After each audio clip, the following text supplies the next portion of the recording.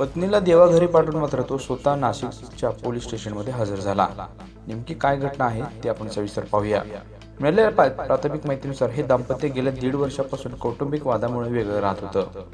तसेच विशाल हा मोठ्या मुलासह नाशिकमध्ये राहत होता, तर अर्चना ही कल्याणमध्ये उंबर्डे गावातील KDMC गार्डन जवळ कैलास कारभारी यांच्या चाळीत राहून काम करून आपल्या 5 वर्षाच्या मुलांचं संगोपन करत होती।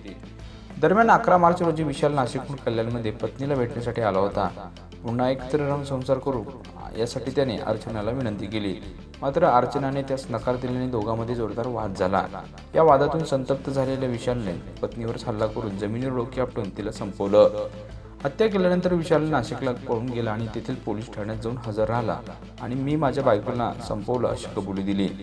यानंतर नाशिक पोलिसांनी तात्काळ कल्याणमध्ये खडकपाडा पोलीस ठाण्याशी संपर्क साधला आणि खडकपाडा पोलिसांचं पथक उंबर्डे परिसरात घटनास्थळी पोहोचलं असता अर्चना बुतकर हिचा मृतदेह मात्र रक्ताच्या थारोळ्यात आढळून आला।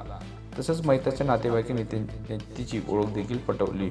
या प्रकरणी मयताचा भाऊ राजू ढाले यांनी दिलेल्या तक्रारीवरून खडकपाडा पोलीस ठाण्यामध्ये गुन्हा दाखल करण्यात आला आहे।